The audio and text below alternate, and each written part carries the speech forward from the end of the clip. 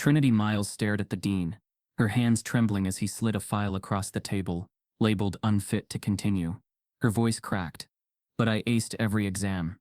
Behind him, the screen flickered to a fake IP address used to submit her final paper, one she never wrote. A professor's voice whispered behind the glass.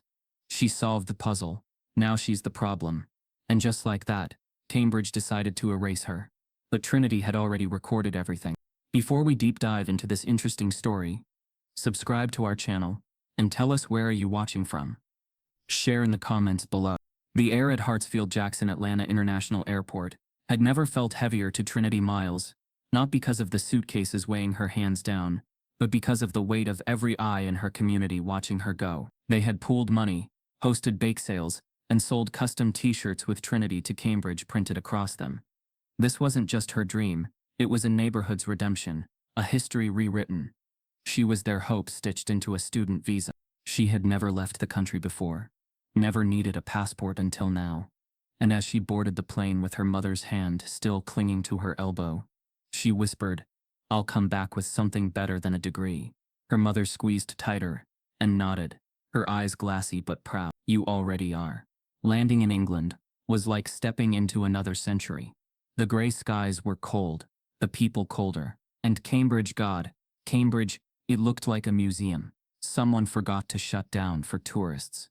But for Trinity, those halls weren't just architecture, they were battlegrounds. Every arched doorway, every clock tower whispered, "You don't belong here."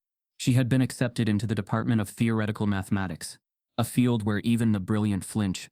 Her SAT scores were immaculate, her recommendation letters glowing, and her entry essay, detailing a novel approach to Poincaré's conjecture, had gone viral in academic circles. But here, she was reduced to a symbol. To many in these cloistered walls, she wasn't a genius, she was a headline. The first time she entered the halls of Trinity College, ironic, given her name, she felt the hush, not the reverent kind, but the surgical kind, sterile, disapproving. Students passed her in silent clusters, their conversations pausing mid-sentence. She wore braids, bright sneakers, her accent carried traces of Atlanta's rhythm. She was unapologetically herself, and that made her visible in the worst way. The faculty weren't subtle. One professor had glanced at her during a department welcome and muttered just loud enough, "A scholarship experiment, I presume." Another offered her directions, twice as if assuming she was lost. The only warmth came from Dr. Elaine Beckett, a younger professor who offered a quick wink during their first meeting. "If they stare any harder, they'll go blind," she whispered. But Trinity didn't flinch. She took notes. She observed, and when asked to introduce herself at a department mixer, she didn't list her GPA or test scores. She said, "I'm Trinity Miles. I solve problems that keep other people up at night." The room went silent, not in awe but in discomfort. The real moment, though, came at orientation. An event meant to welcome the incoming cohort, held in a grand hall with floors so polished they reflected the cathedral windows above. Trinity took her seat near the front, eyes scanning the list of speakers. The name Professor Reginald Cromwell was circled in red. Cromwell was a legend at Cambridge, and not in the good way. He had written half the textbooks used in advanced mathematics courses, and whispered rumors claimed he had once denied tenure to a promising candidate simply for quoting James Baldwin in a lecture. Trinity knew what she was walking into, but she hadn't expected what came next. The students settled. The doors closed, and then Cromwell walked in. He was tall, severe, with a face carved in suspicion, and a voice that floated above the room like poison and perfume. He gave the standard welcome, made a joke about wishing calculators could take exams for students, and then paused, scanning the room. His eyes locked on Trinity like a spotlight. "Miss Miles," he said, his tone syrupy with false politeness. "I've heard quite the buzz about you." Trinity looked up. "Thank you, Professor. Atlanta, was it?" "That's quite a leap. From the Peach State to the Queensland." He smiled, then reached into his leather satchel.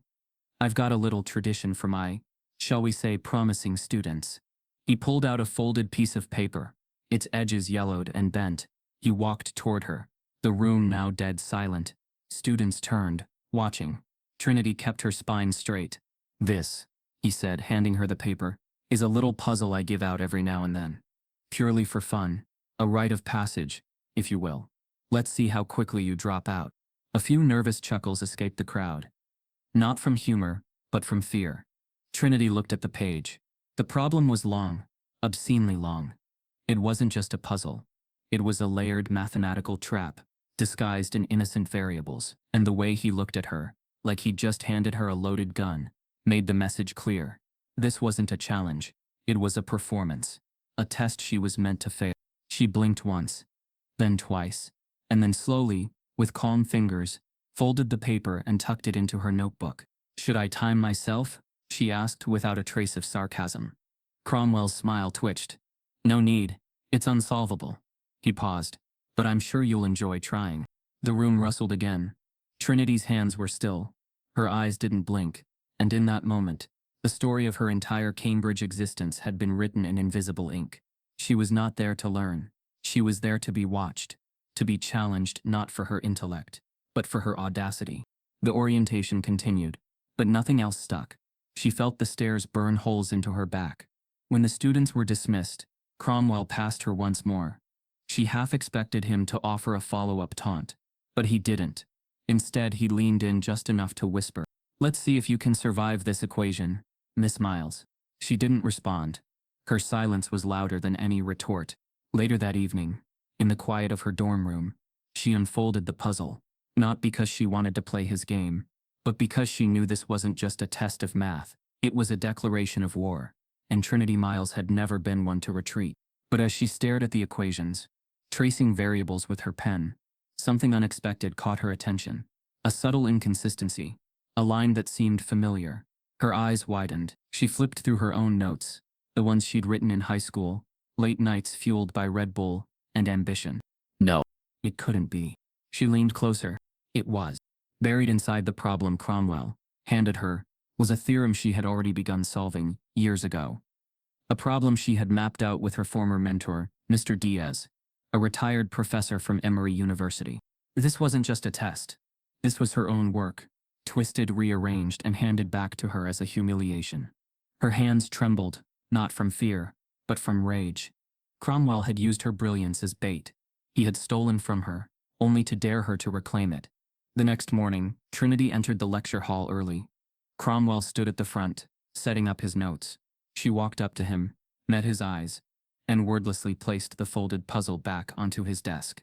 "Solved," she said, and as his lips parted to laugh, he saw the answer scrawled in her handwriting. His smirk collapsed into silence. The paper Trinity laid on Professor Cromwell's desk wasn't just a folded sheet. It was a confrontation. The answer she'd scrawled across it wasn't just correct. It was revolutionary. But she didn't wait for acknowledgement. She didn't expect any. She simply turned, walked to her seat, and let the silence follow her. Cromwell's fingers hovered above the page, hesitant in a way that betrayed his reputation. His brows narrowed, jaw tight. He unfolded the paper with the same caution a soldier might show disarming a bomb. He scanned the first line, and his expression remained steady. The second line made him blink. By the third, his lips parted slightly, not in awe but in disbelief. Trinity sat motionless, her notebook closed in front of her. Students filed into the room behind her, chattering about weekend plans and housing assignments. None of them noticed the storm brewing in Cromwell's mind. As he stared at the proof, the lines she'd written were not guesses. They were layered, logical, airtight, a proof with no gaps, no appeals to approximation. Each step echoed with the kind of clarity mathematicians chase for decades. The problem he'd handed her, masked as a joke, delivered with a smirk, was never meant to be solved. It had circled Cambridge for over 40 years, whispered between faculty during late-night discussions, offered as an inside joke, an unspoken gatekeeping ritual. It had roots in topology, wrapped in abstract algebra, disguised as a harmless thought experiment, and yet she solved it in one night. No, not one night. She solved it from memory, because it had once been hers. He folded the paper and tucked it into his leather-bound planner without a word. "We'll begin," he said to the class, as if the page didn't exist, as if Trinity hadn't just lit a fire under centuries of silence. But Trinity wasn't naive. She recognized the look in his eyes, not fear, not even anger. It was something colder, something more practiced. It was denial sharpened into dismissal. As the lecture began, his voice droned about variable transformations and symmetry functions. Trinity followed along, But her mind kept circling the problem. Not just the puzzle itself, but why he had chosen her. Why now? Why this puzzle? When class ended, she lingered. Students shuffled out, their bags slung lazily over shoulders. Cromwell didn't look up as he packed his notes. Trinity stood by the front, arms crossed, until the last student left. "You knew I'd seen that proof before," she said quietly. He paused, then slowly closed his satchel. "I'm not sure what you're implying, Miss Miles. That proof is based on a structure I published online 3 years ago. Under my name. You altered the variables, flipped the sequence, but the backbone is the same." He finally looked up. His expression was unreadable. "Even if it were, Miss Miles, you should be grateful. Very few students get a chance to test themselves against problems of that caliber." "Grateful?" she repeated. "Cambridge is not Atlanta. Here, brilliance doesn't grant immunity from scrutiny. It demands it." Trinity stepped forward. Her voice didn't rise, but it landed hard. "You didn't hand me a puzzle. You handed me my own work, hoping I wouldn't recognize it. And when I solved it, you went quiet. Not because it wasn't impressive, but because it was." He smiled then, the way some men smile before closing a door. "Be careful, Miss Miles. Arrogance is a fragile companion. It walks you into rooms your competence can't keep you in." She left without another word. That night, Trinity couldn't sleep. Not out of fear, but calculation. She dug through her old notes, pulled screenshots of the original proof she had uploaded to a now-defunct student forum. It was still there, archived on the Wayback Machine, time-stamped and under her name. The foundation was unmistakable. The theft wasn't just intellectual, it was strategic. Cromwell hadn't picked the puzzle randomly. He'd picked it because he knew she'd recognize it. Because he wanted her to think it was hers, but also doubt herself. A weaponized coincidence, an attempt to fracture her confidence while keeping his own hands clean. But he miscalculated something critical. Trinity didn't doubt what she built. The next morning, word had spread, though inaccurately. A few students mentioned that the new girl had tried solving the Cromwell puzzle. One or two even joked that she actually thought she did it. But none knew the truth. None knew she had solved it, because Cromwell hadn't said a word. The silence was intentional. If he acknowledged her solution, he'd have to explain how she solved a puzzle no student ever had. If he admitted it was her own theorem in disguise, he'd have to confess to intellectual theft. Instead, he chose silence. A soft academic violence far more effective than outright rejection. But silence doesn't mean absence. Trinity began noticing subtle shifts in how she was treated. Emails from professors arrived late, or not at all. Study groups disbanded when she tried to join. Library bookings she made were mysteriously overwritten. Small inconveniences, just enough to disturb her rhythm. Only one person acknowledged her directly, Dr. Beckett. She approached Trinity after a lecture on algebraic number theory. Her tone casual but eyes sharp. "I heard Cromwell gave you the old ghost puzzle," she said. Trinity nodded. "I solved it." Beckett tilted her head, studying her. "I know, and so does he." Trinity exhaled. "Why isn't anyone saying anything?" "Because they weren't supposed to," Beckett said. "That problem was a filter, a private joke. If a student of color got too close to it, they'd make it disappear. They didn't think you'd actually crack it. But I did." Beckett nodded. "Which makes you dangerous now." That word stuck to Trinity like frost. Dangerous. Not brilliant. Not gifted. Just a threat. Not because she was wrong, but because she was right. Louder and blacker than they were comfortable with. Later that week, a formal letter appeared in her mailbox. A sealed envelope stamped with the university crest. Inside, a simple message: "Your current course selection is under review due to departmental restructuring. Please consult your academic advisor." It wasn't a punishment on paper, but it was one in practice. She marched to the advisory office, only to find the door locked during open hours. The secretary claimed there had been a scheduling error. No makeup appointment. No response to her emails. Her access to the math department server was suddenly revoked. Her project proposal vanished from the online portal. It was as if her presence, her brilliance, was being quietly erased. She called her mother that night. Tried to sound calm. "They're trying to shut me out," she whispered. "Then make it loud," her mother said. So she did. She printed her original proof, the one from Atlanta. She annotated the overlaps between that and the puzzle Cromwell had handed her. She attached screenshots, timestamps, and even a brief write-up explaining how the theorem evolved under her own mentorship. Then she left it all on Cromwell's desk. No note, no explanation, just the evidence. She didn't need to ask for justice. She demanded recognition. The next day, Cromwell canceled class. Not postponed, not rescheduled, canceled. Students were confused. The department offered no explanation. Rumors flew. Illness, travel, emergency. But Trinity knew the truth. The silence was cracking. Not publicly, not yet, but something was shifting beneath the floorboards of this ancient institution. She walked through the college courtyard that afternoon, with her head high. She wasn't invisible anymore, but not in the way they expected. She was visible because she forced their hand. Still, as she passed by the mathematics building, she noticed something that made her pause. A group of professors, 3 of them, stood huddled just beyond a glass window, speaking in low tones. One of them held the annotated proof she had submitted. The others were nodding, one shaking his head, and then laughing. She couldn't hear them, but their body language said enough. Trinity turned away, but just before she did, one of the professors looked directly at her, pointed through the glass, and mouthed something with chilling clarity. She didn't solve it. She stole it. For a moment, the only sound in the lecture hall was the rustle of papers and the low hum of the overhead lights.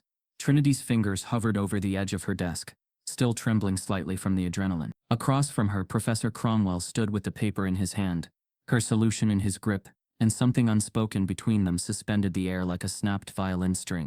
His eyes scanned the proof, and even though his mouth remained flat, something in his posture shifted. His shoulders, always squared with unearned confidence, dipped just slightly.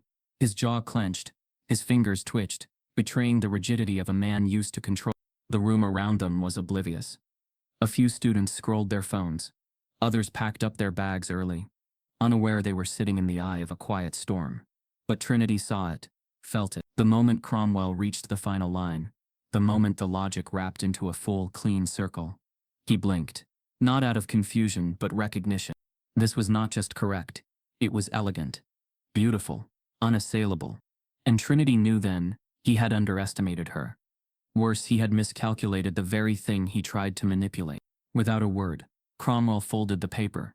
His movements were sharp now, almost mechanical. He tucked it into his satchel and turned back to the chalkboard. The lecture hadn't even started, but he placed the chalk down and faced the class. "That will be all for today," he said. His voice clipped. A few students exchanged confused looks. One raised a hand halfway in protest, but Cromwell was already moving toward the exit. "Lecture postponed," he added. "Check your portal for updates." He walked out, leaving behind confusion, silence, and the soft echo of Trinity's breath in the front row. Her pencil rolled off her desk and clattered to the floor. No one picked it up. She remained seated long after the room emptied. The euphoria of solving the puzzle didn't come. No rush of pride, no whispers of admiration from her peers. Just an eerie, hollow quiet, one that felt less like achievement and more like the opening of a trapdoor. What had she just done? Outside, the day was colder than usual. Wind curled around the stone buildings and swept through the narrow alleyways, like a rumor. Trinity walked with her coat zipped to her chin, her eyes low, avoiding glances from students whose smiles never quite reached their eyes. She passed Cromwell's office. The light inside dimmed. The door was shut. Dr. Beckett was the only one who reached out that day. Her message was short. Be cautious. Not quiet. Trinity didn't know what she meant. Not yet. By evening, something felt off. Her hallway, usually filled with laughter, music, and the scent of cheap noodles, was silent. Her dorm door was slightly ajar. Not enough to scream alarm, but enough to wrinkle the air with unease. She stepped inside. At first glance, nothing was missing. Her laptop sat on the desk. Books were where she left them. But something else clawed for her attention. The smell of Sharpie, permanent ink. She turned toward the far wall and froze. In thick, uneven strokes across her pale dorm wall were the words, "Affirmative action mistake." Her breath caught. Her pulse kicked. The ink was fresh, still glistening under the weak overhead light. The message wasn't just cruel. It was calculated, chosen to stab deeper than any insult. Not just calling her unworthy, but suggesting she had stolen a seat from someone more deserving. She stepped closer, stomach twisting. Her hands shook, not out of fear but fury. She'd worked twice as hard to get here, passed every metric, scored in the top percentile. And yet, to them, her presence was theft. Her intelligence, fraud. Her excellence, suspicious. No broken glass. No forced entry. Just a wordless invasion, designed to make her feel like a trespasser in her own space. She pulled out her phone and snapped a picture. Then another. But as her fingers hovered over the contact for campus security, she stopped. Something in her gut tightened. What would they do? Investigate? Or file it as a non-criminal bias incident? Would they repaint the wall? Issue a gentle reminder about inclusivity? Would they believe her? She deleted the draft report and called Beckett instead. The professor answered on the second ring. Trinity? They were in my room, she said, her voice low and tight. They left a message. A pause. Are you okay? No, but I will be. I'm coming over. By the time Beckett arrived, the ink had dried. She examined the wall without speaking, then turned to Trinity with eyes that burned not just with sympathy but with a quiet, lethal kind of anger. You need to report this, Beckett said. To who? Trinity asked. The same people who've been trying to push me out since orientation? Beckett's lips thinned. I'll file it myself. Trinity leaned against the wall, arms folded tightly. Do you think Cromwell did it? Beckett hesitated. No. But someone in his shadow did. He doesn't need to lift the pen, just point. That hit harder than Trinity expected. Because it was true. People like Cromwell rarely got their hands dirty. They didn't need to. Their influence did the damage for them. All it took was a glance, a whisper, a laugh at the right moment. And the machinery around them, other students, faculty, the system would execute the rest. By morning the graffiti was gone, painted over in sterile beige. No trace, no investigation, just a polite email from administration that read, "We regret the incident and are committed to fostering a safe, inclusive environment." Trinity didn't reply. Instead, she kept going. Attended every lecture, submitted every assignment. She made sure her work was airtight, flawless, undeniable. She forced her name into academic conversations where it wasn't welcome. She became harder to ignore, but she also became lonelier. Her classmates no longer made eye contact. Group chats excluded her. Discussions ended when she entered the room. She was present, but only as an inconvenience. One afternoon, she logged into the internal Cambridge academic system to submit a research abstract, and found her access revoked. An error message blinked. User privileges restricted. Contact administrator, she called it. They told her the math department had flagged her profile for review. Review of what? No one could say. Emails to Cromwell went unanswered. The department had ignored her. Beckett, though furious, could only escalate so much before being shut out herself. And that's when the whispers started. She's not that smart. She stole the proof. Cromwell was humiliated. He has to defend his reputation. She's riding diversity points. She's threatening legal action just to stay enrolled. The rumors weren't loud. They were surgical, delivered in low tones in hallways, in passive-aggressive comments during seminars, in silence that followed her wherever she went. And yet, no one said anything to her face. Except one person.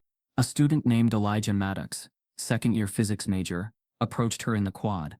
You really solved that thing, didn't you? He asked. She nodded, unsure whether this was support or sabotage. Elijah hesitated, then said quietly, Cromwell gave that to a student last year. Same puzzle, same setup. He flunked him after midterms, said he lacked theoretical imagination. Kid dropped out. What was his name? Trinity asked. Ezra Daniels, Elijah replied. I don't think he ever came back. Trinity's breath slowed. Someone else had been given the same test. Someone else had fallen. She wasn't the first target. She might just be the first survivor. Later that night, Trinity received an anonymous message in her student inbox. No subject, no signature, just 6 words. You're next. We don't forget. It started with small shifts, minor, almost invisible. A professor who once smiled now kept his eyes glued to his notes when Trinity entered. A librarian who used to greet her by name suddenly asked for her ID every time she checked out a book. It was like someone had flipped a switch, and the warmth that had once barely kept her afloat had been drained from the building's veins. Trinity noticed it first in the cafeteria line. A girl she'd shared a study group with, just the week before, suddenly pretended not to see her. When Trinity said hello, the girl froze. offered a weak smile, and turned away. Later that day, Trinity overheard her whispering in the courtyard. She cheated. You know, on that Cromwell thing, I heard someone else wrote it for her. Trinity didn't react, not outwardly. But something in her stomach coiled. The story had mutated, twisted into something ugly. At first, she thought it was isolated. Maybe a couple of jealous students. Maybe resentment. But then she saw the signs multiply, one by one. In the library, she reached for a book on topology and found a sticky note tucked inside. Nice try, fraud. In the study lounge, someone had drawn a crude caricature of her on the whiteboard. Braids exaggerated, lips drawn grotesquely large, eyes crossed with the caption, "Cambridge's diversity darling." She erased it before anyone else could see. But the sting lingered. Even in class, the tone had shifted. Students who once laughed at her jokes now avoided sitting near her. When she raised her hand, professors paused longer than necessary, often moving on for time. A few even cut her off mid-sentence, something they never did to others. The worst came from faculty. Professor Langley, a stoic man who once invited her to join a research cohort, now addressed her in clipped tones. During a tutorial session, as Trinity presented a solution to a proof, he interrupted her halfway through. "Where did you get that methodology?" he asked, his voice heavy with accusation. Trinity blinked. "I built it off foundational work by Dr. Krantz. Cited properly, I hope." "Yes. And you're certain it's original thought?" She swallowed hard. "I wouldn't submit it if it weren't." He gave a curt nod and moved on, but the message was clear. Even the department secretary, who once helped Trinity find a misplaced form with a smile, now seemed to glance through her. Once, when Trinity asked about a scheduling conflict, the woman leaned in and said, too casually, "You might want to get everything in order. Word is your scholarship's under review." Trinity froze. "What review?" The secretary shrugged, tapping her keyboard. "Just passing along what I heard." But that was the thing about Cambridge. Nothing was ever said directly. No emails, no official complaints. Just whispers, half-truths, and shadows shaped like truth. Beckett tried to intervene. She met Trinity in her office one evening, eyes tired, lips pressed tight. "They're circling," she said. "I've seen this before. They're saying I cheated." "I know. And they're saying my scholarship is safe," Beckett said firmly. "For now. But this is how they do it. Not through confrontation. Through corrosion." Trinity looked out the window at the darkened courtyard. "So they'll make me feel so unwelcome. I leave on my own?" "Yes," Beckett said. "They want the story to end quietly." Trinity exhaled. "Then we won't give them silence." But silence found her anyway. Her inbox filled with late responses, cancelled meetings, accidental drops from group project threads. Her academic advisor stopped replying altogether. At one point, she found herself accidentally unenrolled from a core class, only to be told, "Oh, must have been a glitch." Glitches. Oversights. Miscommunications. Cambridge didn't use weapons. It used erosion. And then came the group chat. Trinity had been walking to a tutorial one afternoon when she realized she'd left her annotated proof notes in the basement. Printing lab. A quiet, often forgotten corner of the mathematics building. She rushed downstairs, past the rusting radiator and dim lights, and into the narrow room. As she entered, she heard the whir of a printer and the low buzz of an open laptop. Unattended on the corner desk. No one else was in sight. Her notes were there, neatly stacked.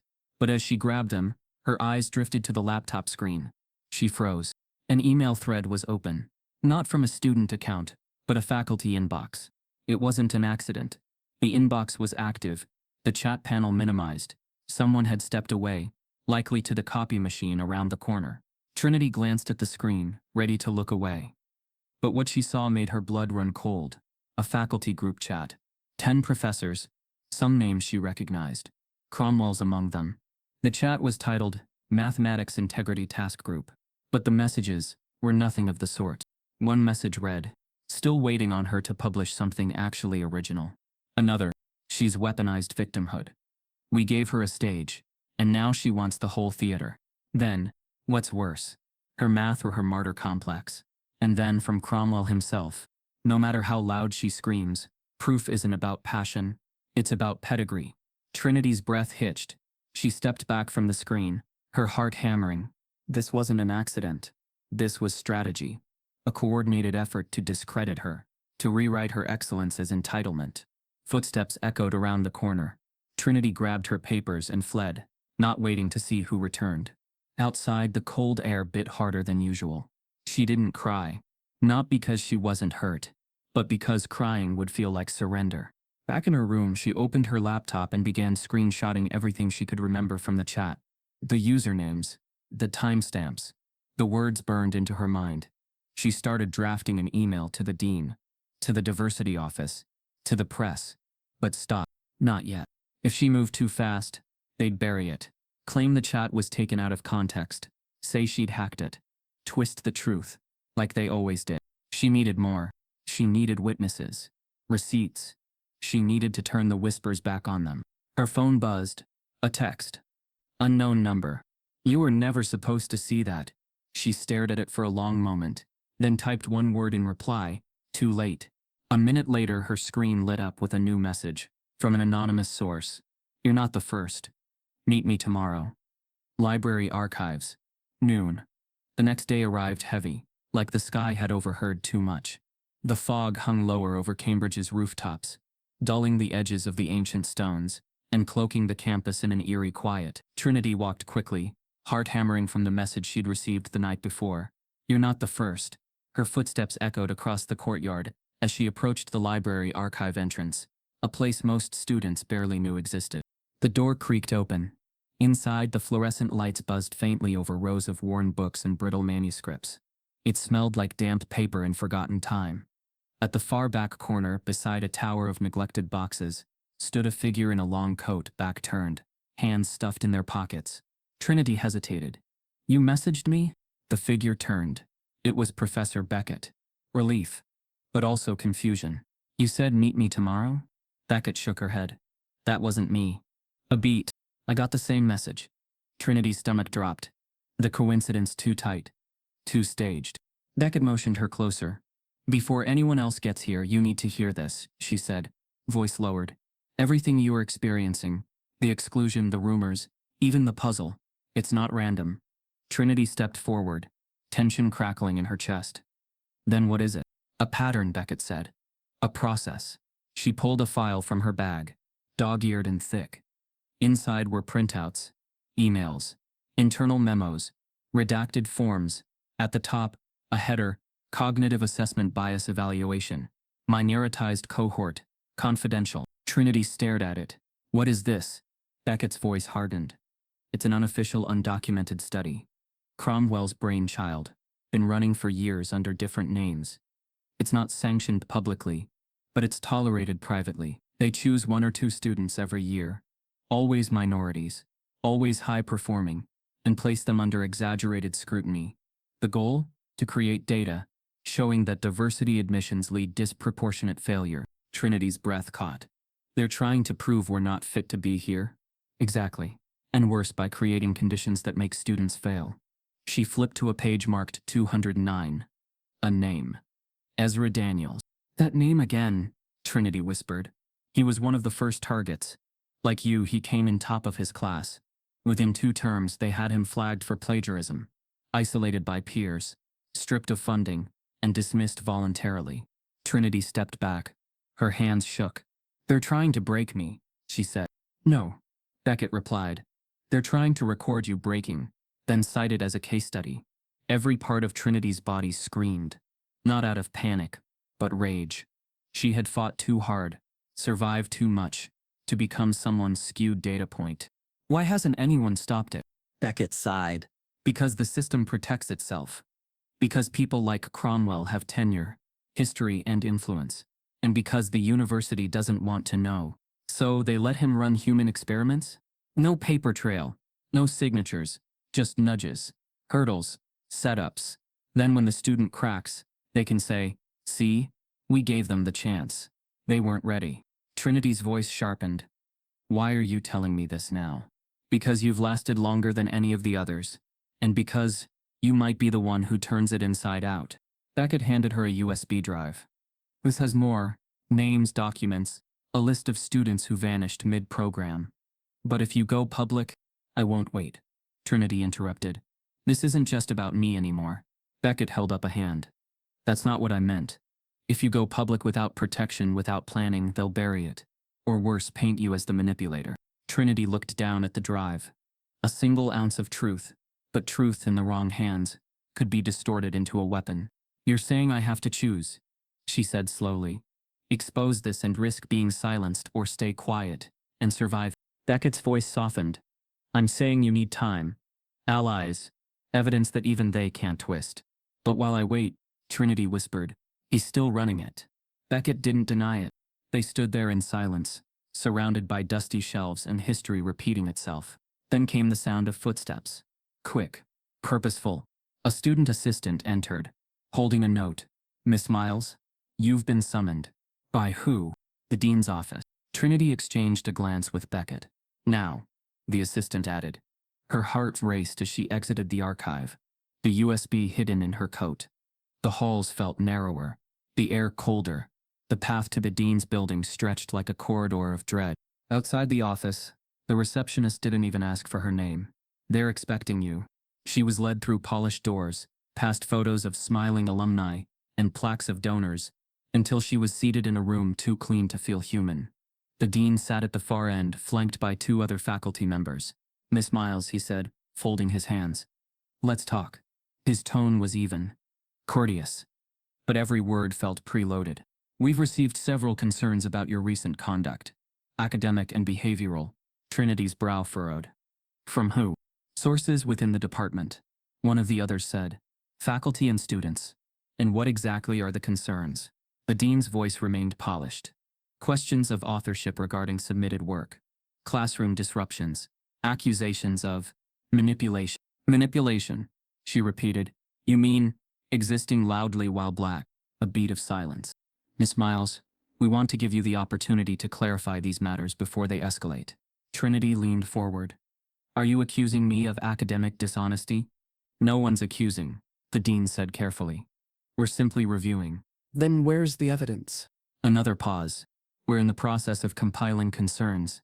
In the meantime, we're recommending a temporary academic hold, a pause on coursework while the review is completed. A suspension. It's not disciplinary, he said. It's procedural. She stood. So you want me to disappear? Quietly, like the others. The 2 faculty flinched, but the dean didn't blink. You're welcome to file a formal response, but I suggest discretion. Making this public won't benefit anyone. Trinity's voice dropped. It might save the next student you try this on. The dean stood too. Taller, firmer. Cambridge has a reputation to protect. So do I, she said. As she left the room, her phone buzzed. Another anonymous message. They'll try to make you doubt the sky is blue.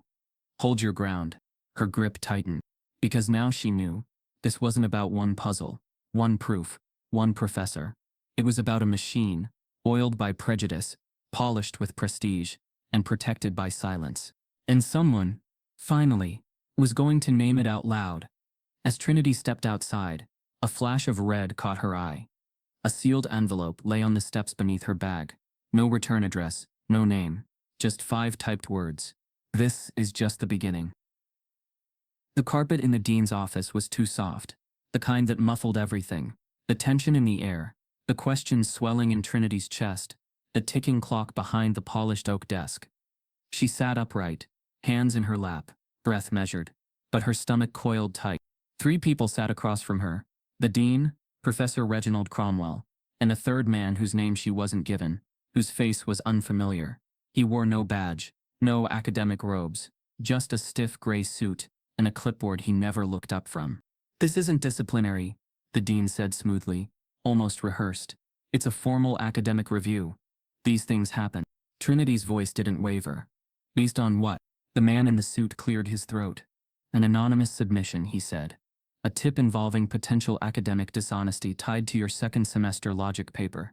Cromwell remained quiet, watching her with narrowed eyes, arms crossed like he was already done. What kind of dishonesty, she asked. Because every citation in that paper is traceable and original.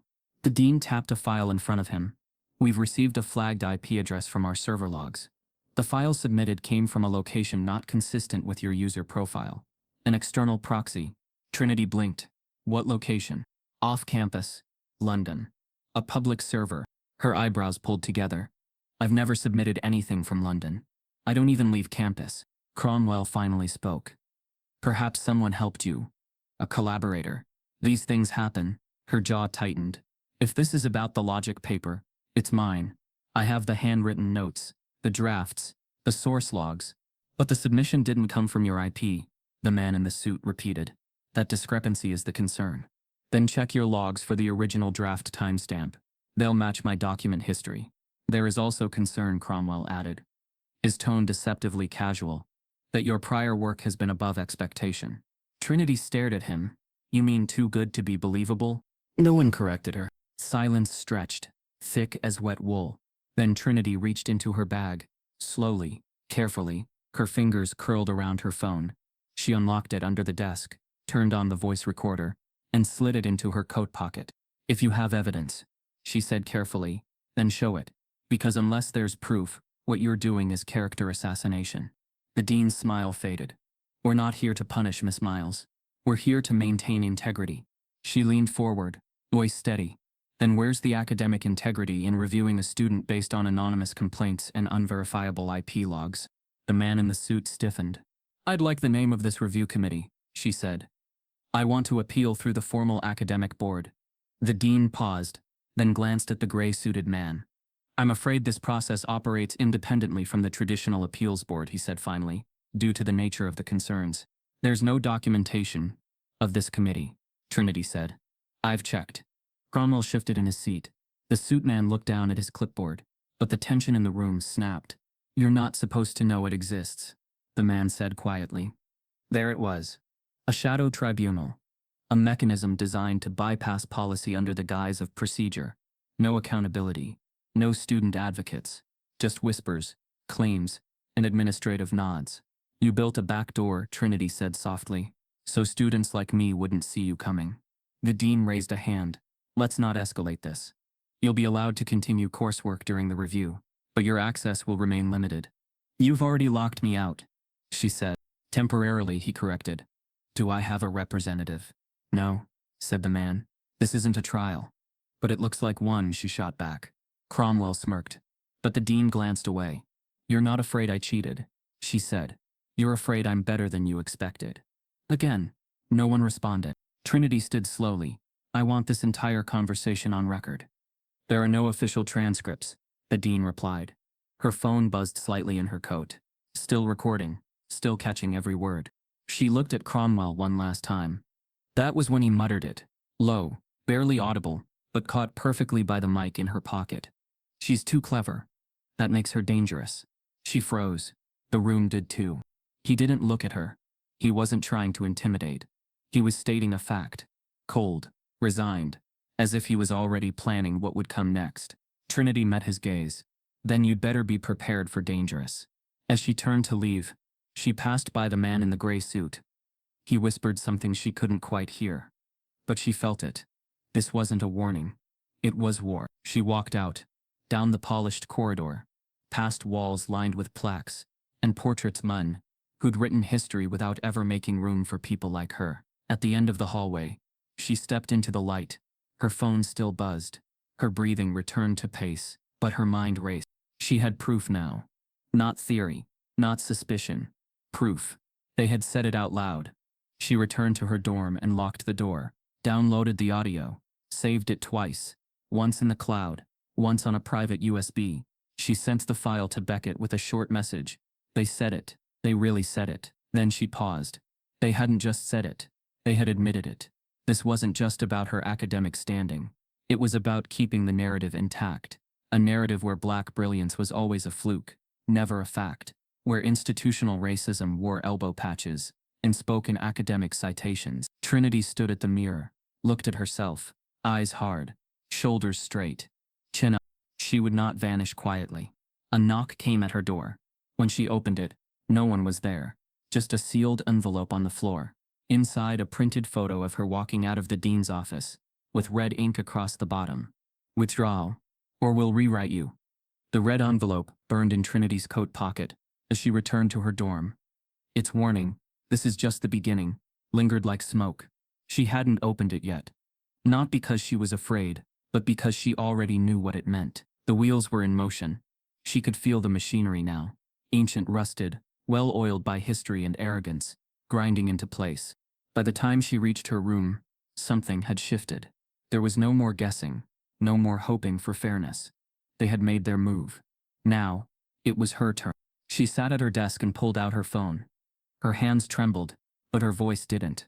She opened her hidden audio recorder, the same one she used during the meeting with the dean and the two anonymous committee members, and uploaded the full recording to a password-protected drive. The final 30 seconds were the sharpest. Cromwell's voice, low but crystal clear, "She's too clever. That makes her dangerous." The file title, Ghost Tribunal, Truth Behind the Review. Then she opened her email and attached it to someone who had always waited in the background. Dr. Maurice Allen, class of '91, founder of the Cambridge Black Alumni Circle, and now a high-ranking executive at an international media firm. Trinity typed just 4 words. "It's time. Please listen." Then she clicked send. For the first time in weeks, she slept through the night. By morning, it had already begun. She awoke to 38 unread messages, 12 missed calls, and a screen full of notifications. Her phone buzzed like it had a heartbeat. She sat up, bleary-eyed, and tapped her browser. Trending. Jean, Cambridge cover-up. Headline. Audio reveals secret academic tribunal targeting black prodigy. Clip. Professor admits she's too clever. Secret recording shocks academia. It had gone viral. Not just within Cambridge. Not just in academic circles. But everywhere. Black Twitter was ablaze. Influencers were posting emotional videos, stitching her name into hashtags, demanding resignations. Celebrities were retweeting the audio. Civil rights attorneys began offering free legal aid in the comment threads. And yet not everyone believed her.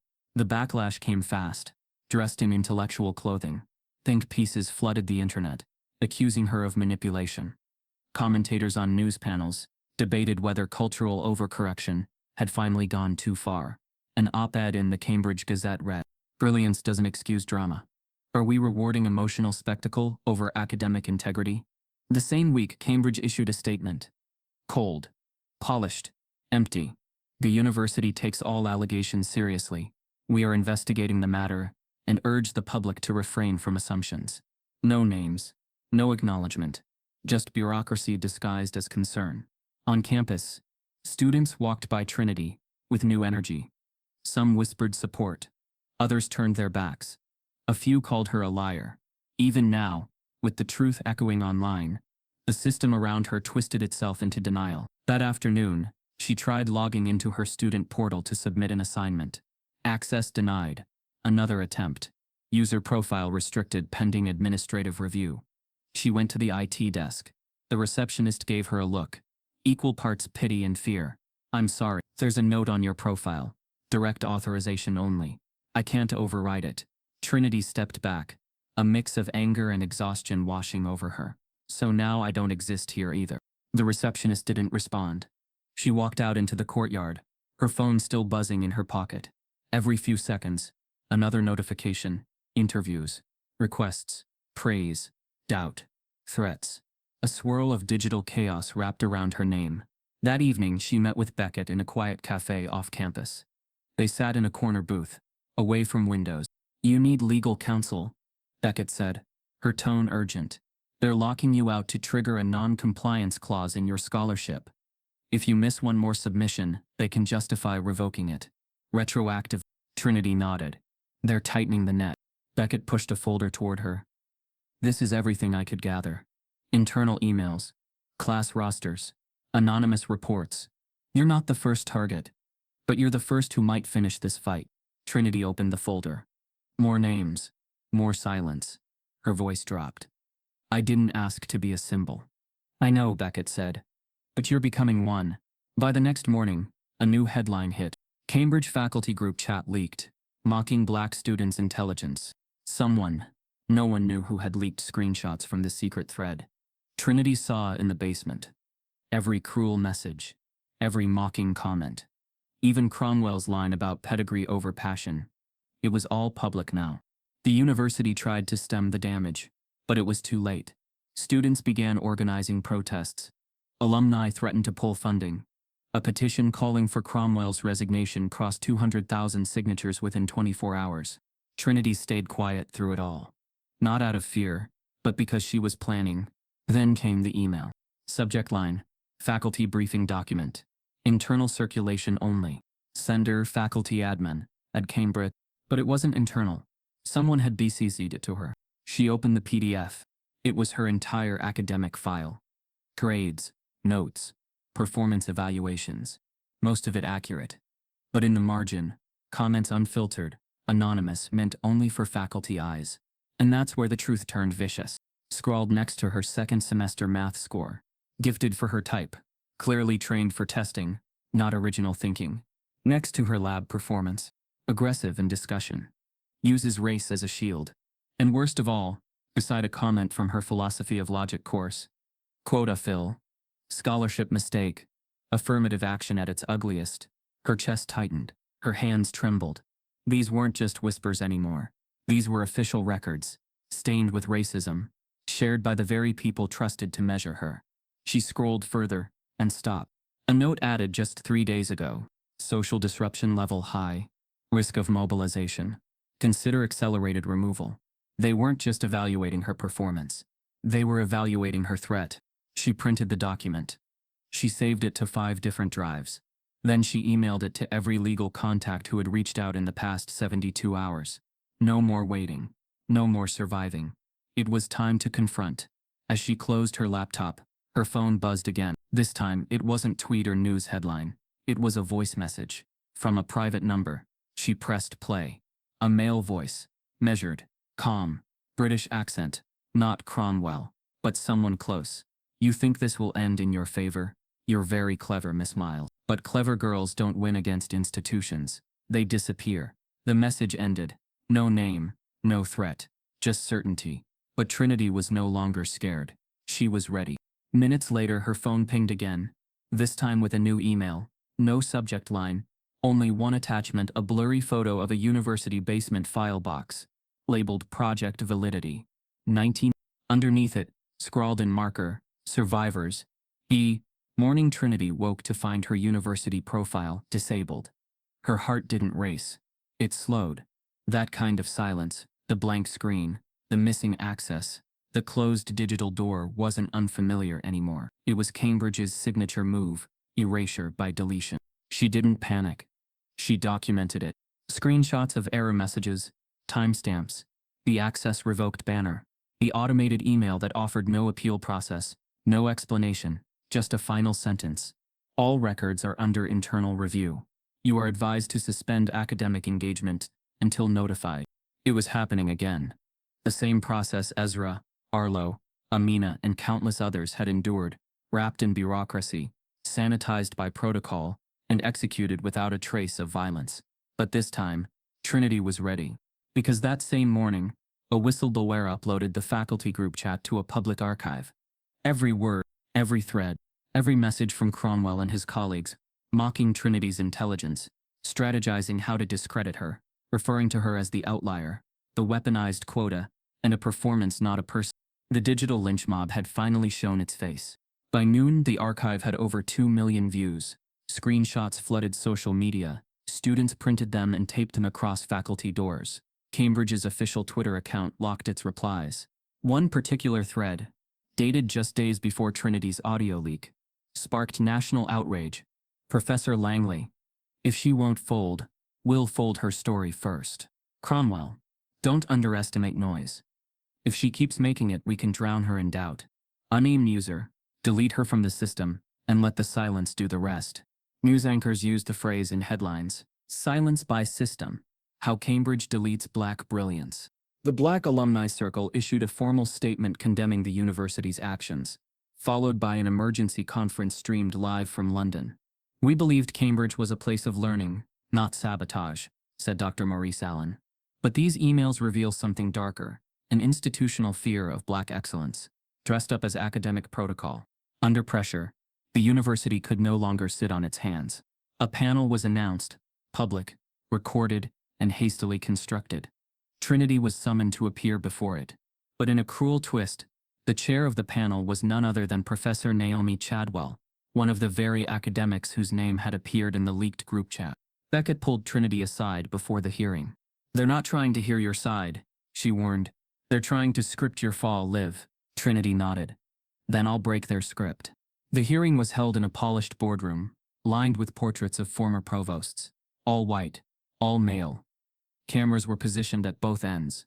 Live streams were active. Reporters tuned in across 3 continents. And at the center of it all sat Trinity, 21 years old, framed as a threat to a centuries-old empire. Professor Chadwell opened the session with the thin veneer of impartiality. This is not a trial, she said, but an examination of behavior, conduct, and institutional processes. Trinity stared back. You mean my behavior? My conduct? Chadwell smiled politely. We're here to understand the full picture. That picture began with a slideshow of her grades, submitted papers, screenshots of discussion boards, scrutinized not for plagiarism but for tone, interpretation, audacity. She was asked to justify her use of certain metaphors, to explain why she cited contemporary scholars alongside classical ones. One professor accused her of using emotional leverage in academic writing. She countered every accusation with poise and receipts, every citation, every timestamp, every note of original work. But they kept pressing.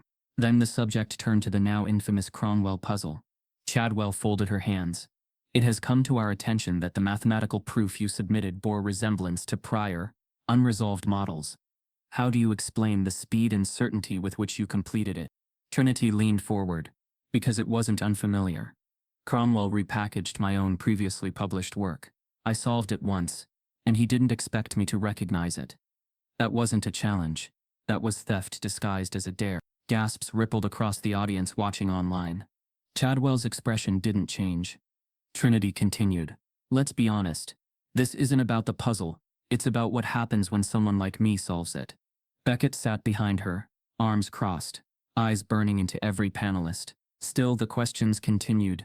Coded, loaded, and subtly racist. Do you believe you've been treated differently due to your identity? Would you agree that your outspokenness has made objective evaluation difficult?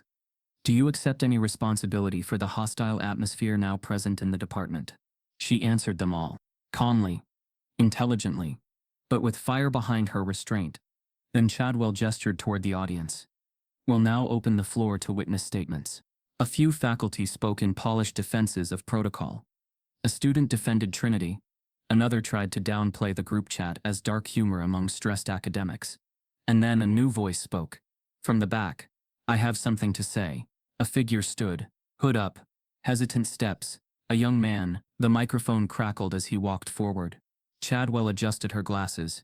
And you are? He removed the hood. Bryce Nathaniel, he said, class of 2022. Or I would have been, if I hadn't been pushed out. The room tensed. Chadwell narrowed her eyes. You were not on the witness list. I know, Bryce said. But I couldn't stay silent anymore. He turned to Trinity. I know what they did to you, because they did it to me too. They said I lacked subtlety in my writing, that I was too argumentative. They flagged my work as inconsistent, even when I handed in the same thing as my white classmates. Cromwell told me I should find pride in being average. He paused, shaking. I stopped going to class. I stopped eating. I failed a course. I never missed. Then they told me I wasn't a fit for the environment, and maybe it was time to recalibrate my expectations. So I left, not because I wasn't good enough, but because they needed me to believe I wasn't. Silence. Deafening. Trinity's throat tightened. This was what the system feared. Survivors finding each other. Bryce looked around the room. You say this isn't a trial, but for people like me, it always is. From the first day, and we don't even know we're defendants until it's too late. He walked off. No applause. Just breathless stillness. Professor Chadwell looked rattled. And for the first time, the performance cracked. Beckett stood, addressing the panel. You claim to be reviewing a student. What you're really doing is defending a legacy. One that needs to be torn down if this university wants to have a future. Cameras flashed. Reporters whispered. Something had changed in the air. The old power wasn't gone, but it was wobbling. Just as the panel prepared to adjourn, a clerk entered with a sealed folder, eyes wide. She handed it to Chadwell. Chadwell opened it, stiffened, then looked at Trinity with sudden disbelief. Inside the folder, a resignation letter. Professor Reginald Cromwell. Effective immediately.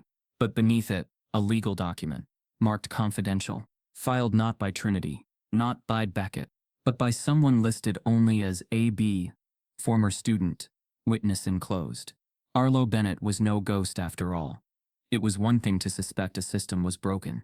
It was another to see the blueprint in your hands. Trinity had read the buried reports twice, then a third time, barely breathing. Each page in the archive bled with quiet devastation. Black, brown, and working-class students, whose names had been carefully removed from the institution's visible history. They were brilliant, they were targeted, and then they were gone. But none of their stories were as urgent, as raw, or as terrifyingly familiar as the voice she was about to hear again. Ezra Daniels. She met him in a discreet student support office tucked behind a cluster of administrative buildings. The receptionist was new, unaware that the space had once been used for international student orientation, before budget cuts turned it into a forgotten corner. Fitting, Trinity thought, that erasure always started with the space you were allowed to occupy. Ezra entered without fanfare, wearing a faded University of Cambridge hoodie that looked more like armor than nostalgia.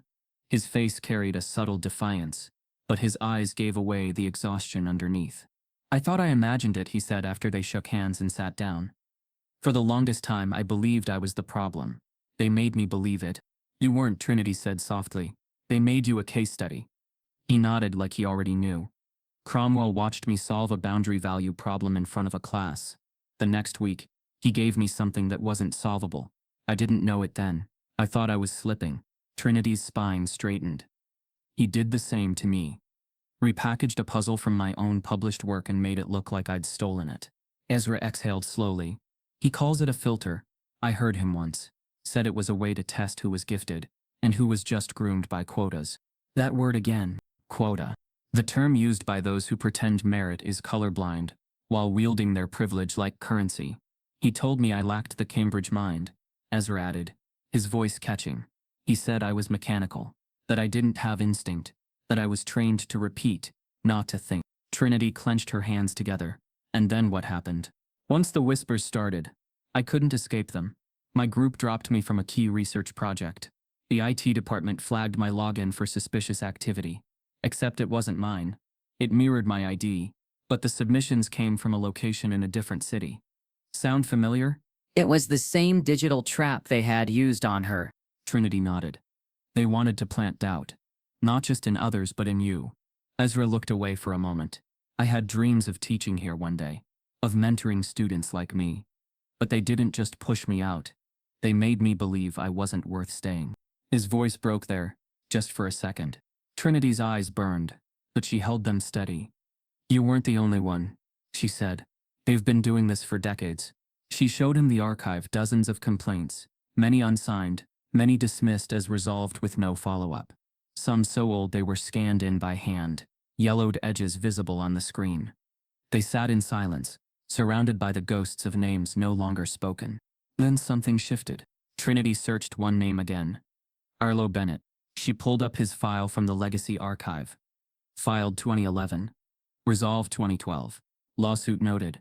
Outcome sealed. Ezra leaned over her shoulder. "I remember him. You knew him. Only by name. He was a legend in first-year circles.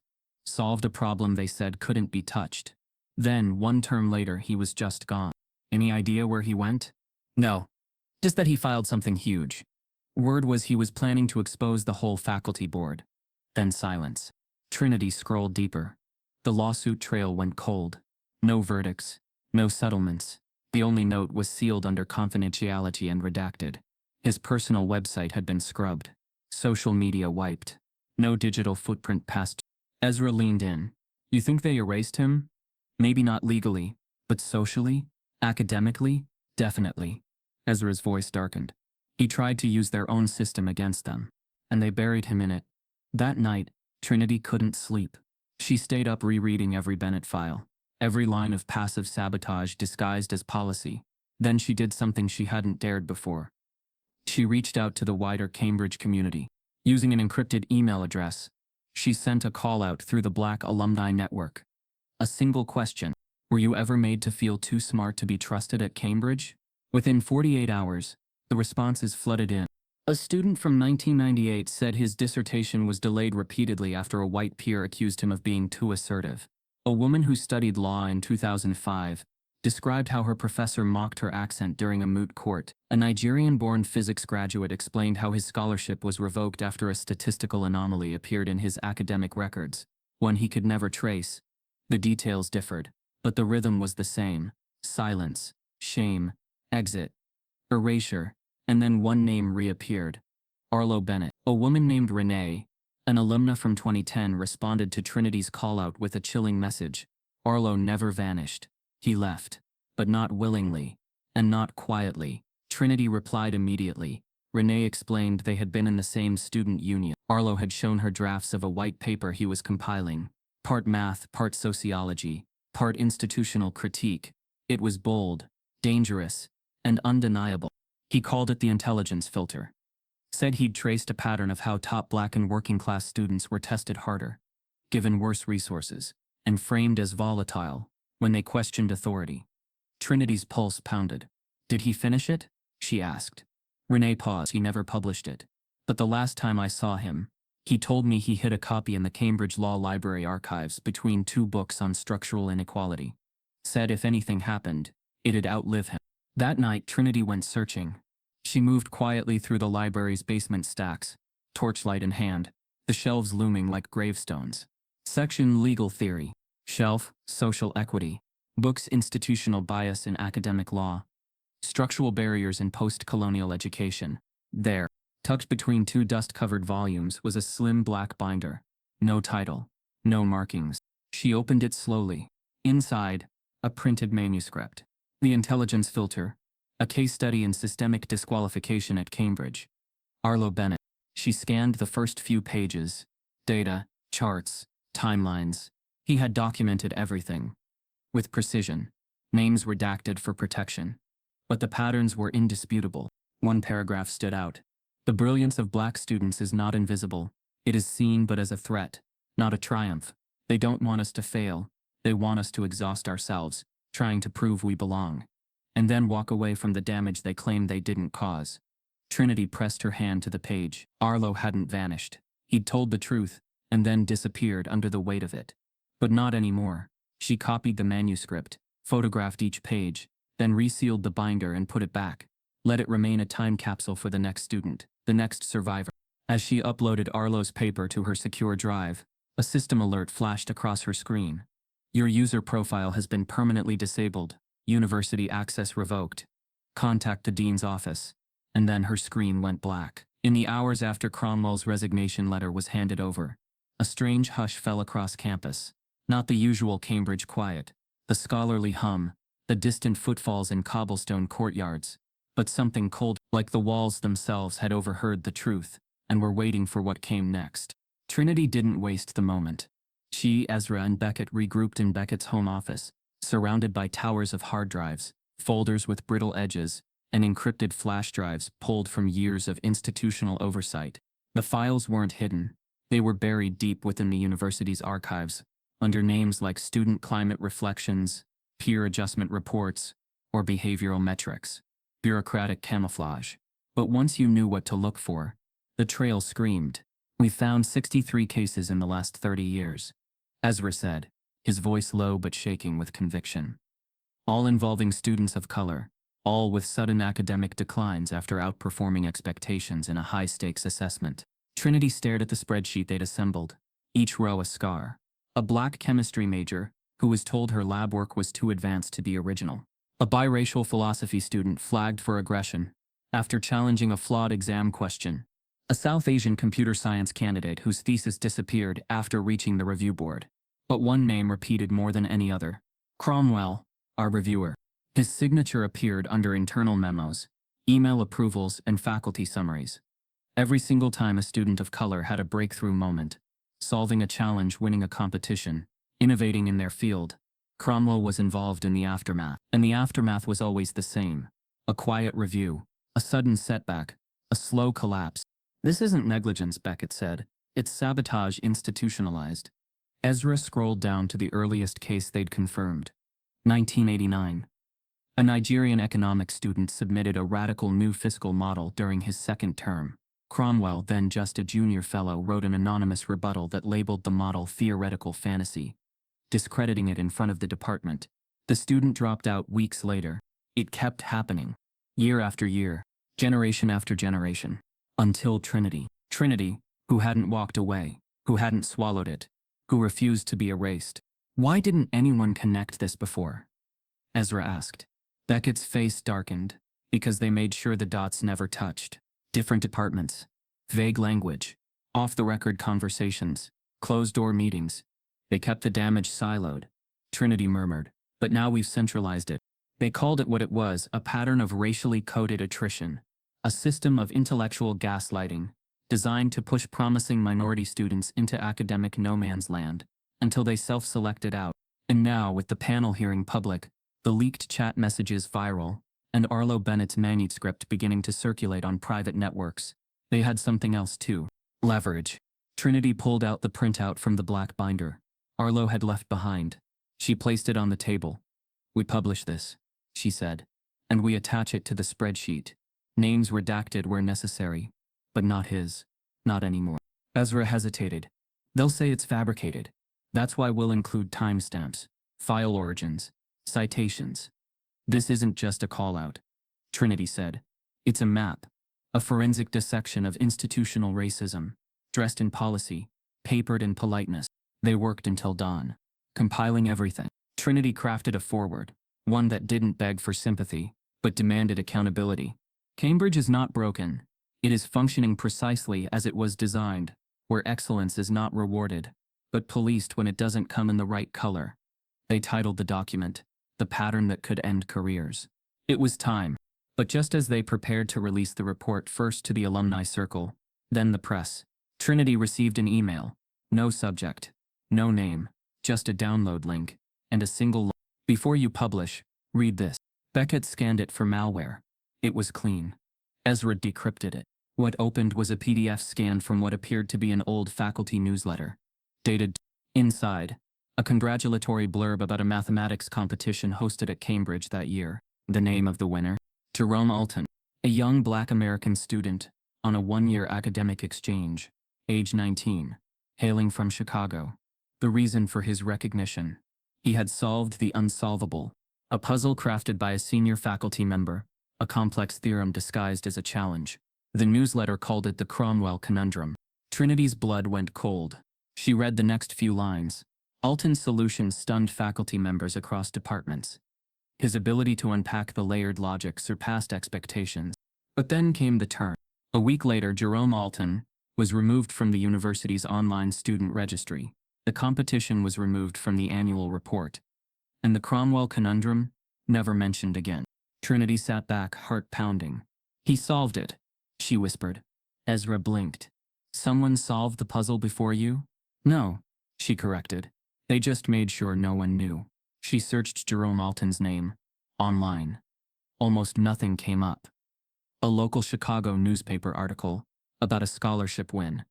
An academic mention in a 2006 community newsletter. Then silence. Vanished. Just like Arlo.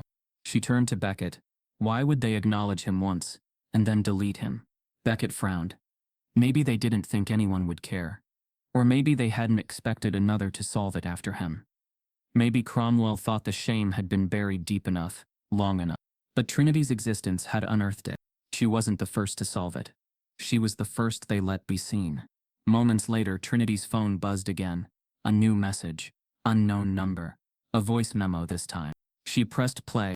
It was a young man's voice, crisp, American, faint but unmistakable. Trinity, if you're hearing this, then you know. They buried me, but I documented everything. The proof, the original proof, is hidden, and I left it where only another solver would look. The voice memo from Jerome Alton still echoed in Trinity's ears as the headlines broke worldwide. It began slowly, with murmurs in academic newsletters, then accelerated like a storm barreling through the gates of denial. By midweek, global news outlets were calling it a scandal. By Friday, it had become something more, a reckoning. Cambridge accused of silencing Black brilliance. 30-year pattern exposed. The puzzle, the proof, and the purge. One student's fight against academic racism. Cromwell resigns amidst allegations of targeting minority geniuses. Trinity's name was everywhere. Some treated her as a martyr. Others, a symbol. A few reduced her to a case study. But what none could do anymore was ignore her. Public pressure mounted like a vice grip on the university's centuries-old calm. Cambridge responded, as expected, with precision-crafted non-commitment. The university takes these matters seriously. We are investigating concerns raised and remain committed to inclusivity. No name, no consequences. Just a statement with enough air between the words to suffocate. But this time, the public didn't settle for silence. Within days, student protests erupted across the university's historic grounds. They weren't loud at first, just small groups with posters outside the mathematics building. Then came the teach-ins, the midnight candlelight vigils, the coordinated social media strikes. Students scrawled, "We are not outliers," on chalkboards across campus. Others posted mock puzzles taped to professors' doors with the phrase, "Only solvable if you're the right color." When black faculty began resigning, quietly, then in waves, donors started calling. One by one, endowments were frozen. Departments received warning letters from major sponsors demanding transparent reform. A prestigious tech firm pulled funding from the Applied Logic Center. Pressure was no longer internal. It was existential. Behind closed doors, the administration scrambled. Meetings stretched late into the night. Damage control consultants were flown in. Emails flew back and forth between legal teams, communications officers, and trustees. How to stop the bleeding. And in the center of the storm was Trinity Miles. She refused interviews at first. She watched, listened, read the contradictions. Some called her brilliant. Others accused her of weaponizing identity. A columnist in a right-wing tabloid referred to her as a social arsonist. Another in a liberal journal called her the canary in the ivory coal mine. But Trinity wasn't interested in being anyone's metaphor. She was building a case. She met with lawyers, gathered every message, every leaked chat, every IP record. She had data, documents, Arlo's manuscript, and now Jerome Alton's voice. Still, Cambridge didn't fold. Instead, they offered her a private meeting. She was escorted to a discreet conference room on the edge of campus. No media, no cameras, just two senior university officials, one human resources liaison, and a man in a Navy suit from the legal department. The offer came without shame. "We'd like to extend our apologies, Miss Miles," the HR rep said, sliding a formal letter across the table. "What you've experienced, we deeply regret any miscommunication or mishandling." No acknowledgement of sabotage. No mention of Cromwell, of the fake committee, of the racist remarks in the official faculty chat. Just regret for miscommunication. "And we believe it's in your best interest to continue your studies in a setting that honors your potential," the man in the Navy suit added. "We've made arrangements for a transfer." Trinity stared at the letter. It was diplomatic, polished, poisoned. "A transfer," she repeated. "To Oxford," the HR rep said. "Full scholarship, clean academic slate, complete credit transfer, immediate enrollment." "And what happens to the investigation?" The lawyer's smile faltered. "We believe this arrangement resolves the matter fairly." Fairly. Not just to make her go away, but to make her vanish on their terms. "You want me gone, but safely." So the headlines stop. "It allows everyone to move forward," he said. "You maintain your future. We protect the university's standing. But what about the ones before me? The ones you erased?" Silence. No one answered. Trinity stood, slowly, the letter still resting untouched on the table. "You don't want resolution," she said. "You want revision." The HR rep folded her hands. "Trinity, we believe this is your chance to return to peace." "Peace?" she said. "This university made war on my name." With that, she walked out. No transfer, no hush, just truth. And the storm behind her. Within 24 hours, she issued her own statement, posted publicly to her personal site. "I was offered a transfer. I declined, because I refused to let this institution sweep another body under its marble floors. I am not withdrawing. I am filing suit." It landed like a thunderclap. She filed the lawsuit under the UK Equality Act and human rights legislation. The charges included racial discrimination, academic sabotage, emotional damage, hostile learning environment, and institutional misconduct. But the core of the complaint was philosophical. "This is not just about what was done to me. It is about a system that punishes excellence when it refuses to come in expected packaging." The media turned sharply. International law scholars weighed in. Former students came forward in support, attaching their names for the first time. And then unexpectedly, a counter-narrative emerged.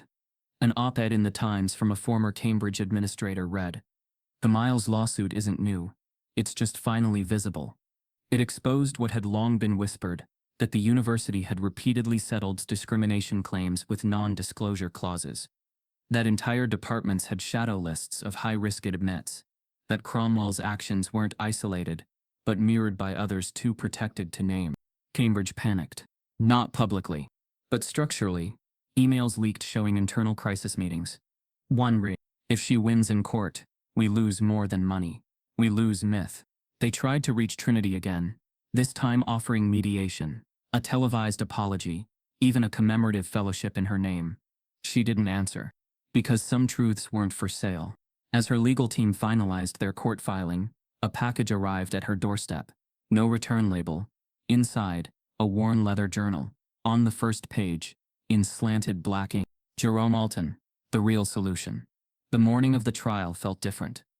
The halls outside the courtroom, polished marble floors, old portraits of long-dead scholars, ornate woodwork, hummed not with tradition, but with dread. For once the ivy-covered grandeur of the campus felt less like prestige, and more like a facade cracking under pressure.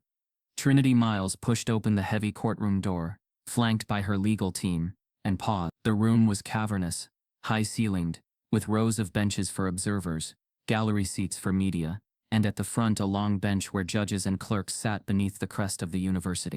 On the plaintiff's side, Trinity's team had built a fortress of evidence: internal memos, archived complaints, whistleblower files, the black binder from the long-buried manuscript, and printed copies of the leaked faculty chat logs. On the defendant's side sat representatives of the institution, a wall of gray suits in steely calm. At the back, an open row of seats was reserved for former students who had agreed to testify. Some looked worn down. Others looked hopeful. Many carried the same wary posture, dignity battered by doubt, silence forced by fear. The prosecution, Trinity's lawyers, opened with a calm but forceful tone.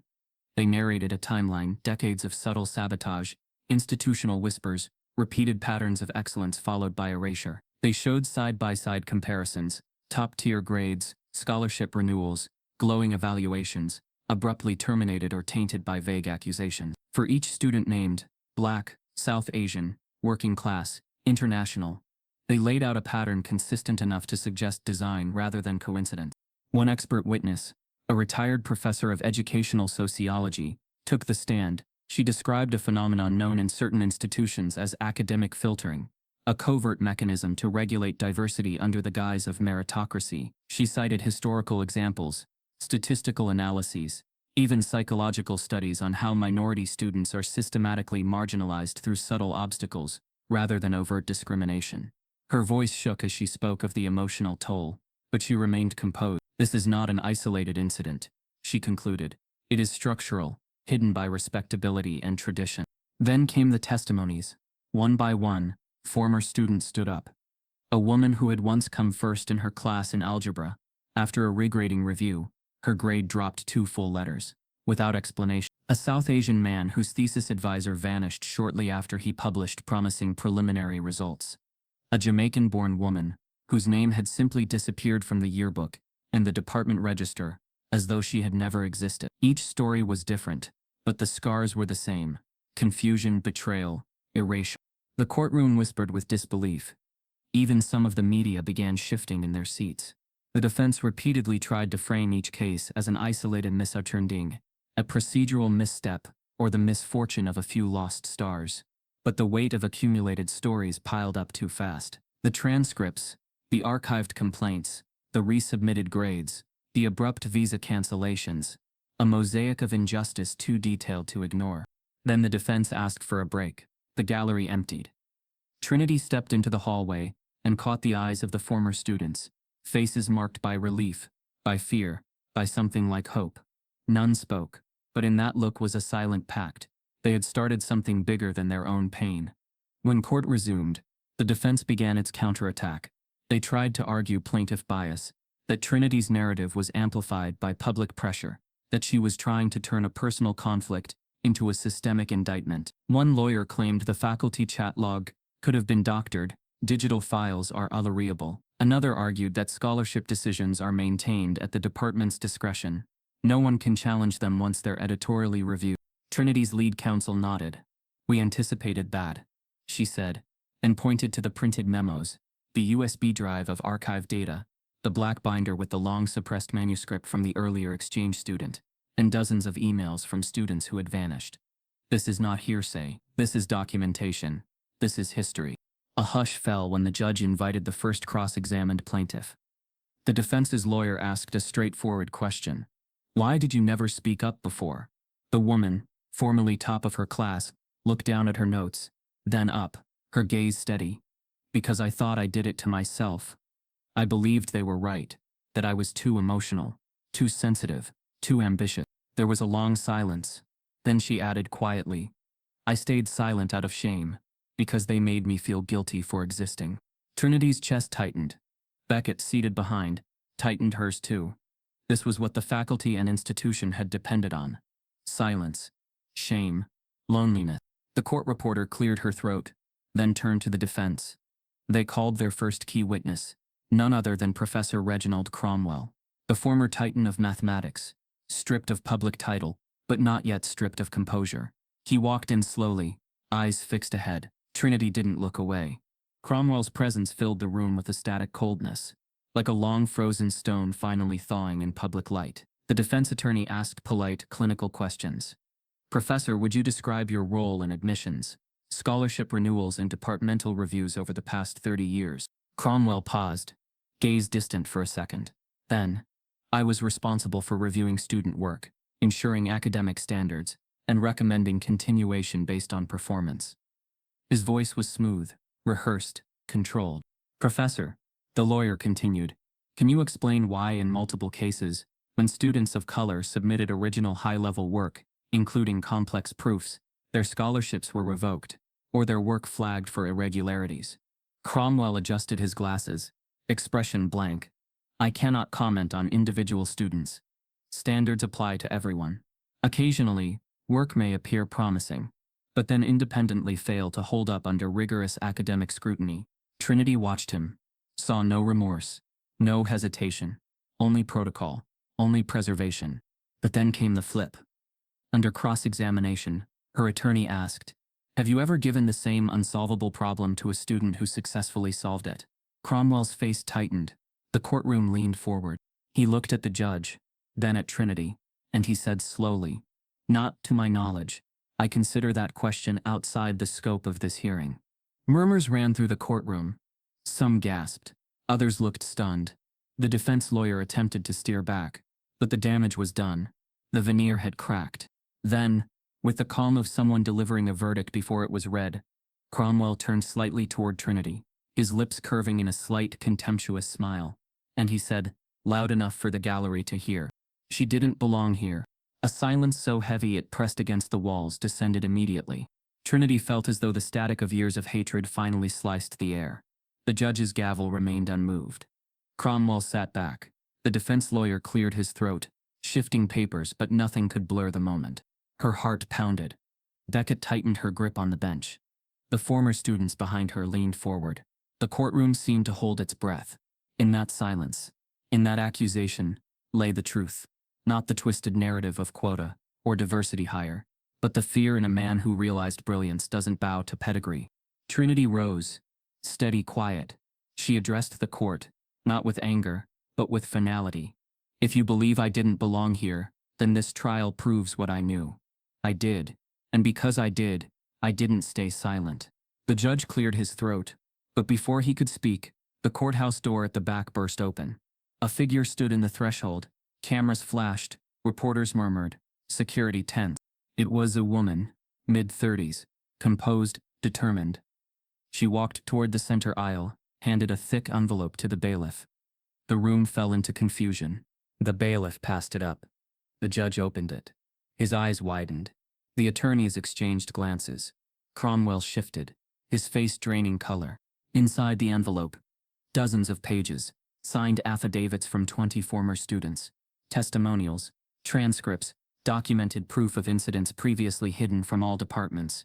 Not just mathematics, engineering, physics, philosophy, computer science. It was bigger than Trinity's case. It was a violation across the institution. And worse, it implicated not just professors, but administrators who approved every scholarship review and academic revocation. For the first time, the myth of neutral academia looked like a sham. As the courtroom erupted in whispers, the judge looked at Trinity and said softly, "This changes everything." Outside, a single reporter captured the moment, her mic live, her eyes blazing into the camera, and asked, "Is this the end of Cambridge as we know it?" Trinity only nodded, but inside her pocket, in a small folded piece of paper, was a name she had never heard spoken aloud in court. Jerome Alton, and a date, 2007. The stone steps of the courthouse courtyard were packed tight. On one side, banners painted in hand-lettered chalk. "Black brilliance is not a quota." Erased the silence. "Cambridge 800 years, countless covers." Muffled chants rose like a tide, rattling through the ancient arches that had once only echoed privilege. On the other side, cameras and microphones, local news vans, international outlets, reporters sharpening notebooks, journalists clutched pens and pressed record buttons, as though they were archaeologists, uncovering centuries of secrets with every broadcast. Trinity Miles stood behind a cluster of protesters, hands clasped, heart hammering. She was glowing, pale in the twilight, courage under pressure. Inside the courtroom, the air felt heavy, saturated with the gravity of history bearing down. Portraits of men in powdered wigs glared from their frames, ancestors of a system built on legacy, lineage, exclusion. The gallery, previously filled with observers and press, was now a tapestry of solidarity. Former students, alumni, supporters from across the world. Many held small signs, others simply stared, their expressions grave. Trinity's legal team sat behind her, files stacked like armor, ready. On the plaintiff's side, this was no longer just a case, it was a reckoning. The judge entered, robes shifting, steps slow. In the hush, even breathing sounded loud. Trinity rose when instructed, voice calm but steady. She looked out over the crowd and began her closing testimony. She didn't plead. She didn't beg. She didn't cry at first. She started quiet. "I did not come to court to ask for sympathy. I came to ask for justice." Her voice carried the weight of every sleepless night, every erased file, every whispered slur disguised as administrative note. Because what I faced, what others faced, was not accident. It was policy. Quiet. Insidious. Design. She spoke of the hidden archive, the complaints buried under bland titles like student climate feedback. She spoke of the fake review committees, the erased files, the redacted lawsuits, the missing names. She recited numbers. 63 documented cases, spanning decades, more than 24 scholarship revocations, more than 10 students who vanished from registries within a term of successful breakthroughs.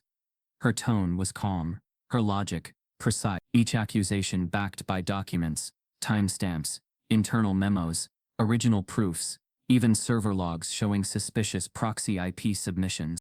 Then she raised her eyes and looked at the faces of former witnesses seated in the gallery. Those who had come back not for themselves, but to give voice to those who couldn't.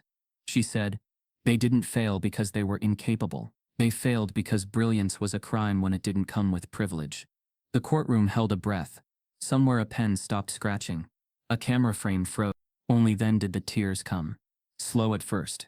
A single drop, tracing down her cheek. Then another. But they didn't break her. They sharpened her. She wiped them once, squared her shoulders, and continued, "I walk out of here, not because I'm seeking destruction of a name, but restoration of truth. Because truth doesn't expire with silence." A murmur filled the room. Soft, then rising. Not arguments, not condemnation, but recognition. The kind that charges the air with electricity. Her words didn't demand pity. They demanded accountability. Outside, the protests swelled. University gates loaded with banners, voices echoing across the quad. The media fed on it, headlines cascading across global news feeds. The trial had become more than a legal battle. It was Cambridge's reckoning, a challenge to 800 years of polished stone cloistered halls and legacy protection. Back inside, after her closing statement, the defense rose for one final attempt, a posturing of institutional stability. They argued that the archived cases were administrative noise, not proof of systemic discrimination. They claimed errors happened, but those were isolated lapses. Human error, not design. They pleaded for continuity, for preservation of prestige, for calming of academic morale. But the courtroom felt too full now. Every former student present, every protester outside, every journalist recording, they were witness. Not just to a trial, but to a confession. The air crackled with history being rewritten. As closing arguments ended, the judge stood. The crowd leaned forward. Media light stilled for a moment, and the judge's voice, firm but softened by gravity, cut through. The jury will now deliberate. Trinity sank slightly into her seat. Relief, hope, exhaustion, an unsteady mixture. Her mind replayed the past weeks. The hidden archive, the black binder, the leaks, the resignations, the shockwaves. This was the final turn, but also the most vulnerable. Outside, a sudden shout rose, then another. The protesters surged forward, pressing their signs to the courtroom windows. Justice is overdue. Silence had a price. We saw you through the glass. Their faces pressed close. Young, old, black, brown, international, British. A tapestry of those forced into the shadows for daring to shine. Inside, police officers glanced nervously. Reporters scribbled frantically. A cameraman adjusted a lens. The judge called for order, banging his gavel. But the noise didn't die. It grew. The echoes of centuries being shaken, surfacing in chants, banners, defiance. For Trinity, every pulse, every breath, every thundering heartbeat was a promise, not just to herself, but to every erased name she now carried. The jury left the room. The doors closed. Silence settled again. Heavy, expectant, trembling. Hours passed. The clock on the wall ticked slow. Outside, the sun sank behind Gothic spires, painting the stone in gold and shadow. Reporters paced, petition counters climbed, protesters held vigil. Inside, the glow from courtroom screens cast hollow reflections on marbled floors. When the silence became too loud, the judge returned. His robe brushed the floor. Faces turned. Cameras zoomed. Every breath stilled. Trinity rose. The courtroom exhaled as one. But before the verdict was read, before justice, before relief, the bailiff opened a small envelope and handed it to the judge's clerk. The judge took the paper, unfolded it, gave a sharp glance to counsel, then back to Trinity. His face was unreadable. The light in the courtroom flickered, from stained glass windows to bare bulbs, as if the walls themselves were holding their breath. Trinity's heart hammered. Beckett's hand hovered near her notes. The former students in the gallery leaned forward, shadows across their faces. The judge cleared his throat. "Members of the jury," he began. Trinity inhaled. The hush swallowed her. Then he said, "We find..." Silence. Stretched. Outside, a reporter whispered into a live mic, "Has Cambridge finally fallen?" Trinity closed her eyes. The name on the envelope floated heavy.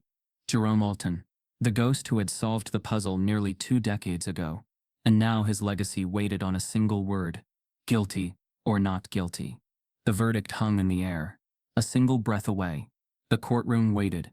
The air tasted of smoke-thick tension, as though the walls themselves held their breath for what would come. Outside, the crowd's chanting had paused, the protest just beyond the tall windows holding its own quiet vigil. Inside, every pair of eyes was fixed on the jury box, as though expecting the world itself to tilt when the foreperson spoke. For a long moment, no one stirred. Then the foreperson cleared their throat, shuffled papers, and read the verdict with a voice that seemed to echo in the bones of the building. On the count of systemic abuse, racial discrimination, and targeted academic sabotage, we find in favor of the plaintiff, Miss Trinity Miles. Gasps burst in the courtroom, like released pressure, a fractured sound of relief, vindication, disbelief. For a second, no one moved. Then a wave hit Michael, her lead attorney, who closed his eyes and exhaled, as though letting go of all he had carried. Behind them the gallery erupted, former students embracing, reporters rising to their feet, cameras flashing as though recording lightning. Trinity's chest tightened, her face felt numb. She didn't know whether to cry or stay still. All she knew was that the silence had shattered. Minutes later, as she stepped outside into the fading afternoon light, the cheers hit her fully. Protesters pressed their signs skyward. "Justice is no longer quiet. They erased us, we returned." Faces she recognized from plaque-covered dorm walls, from archived complaints, from whispered stories long ago dismissed. All alive, all chanting her name. Trinity lifted her hand to the crowd. She wasn't a martyr. She was a student, but the victory felt heavier, older, larger than herself.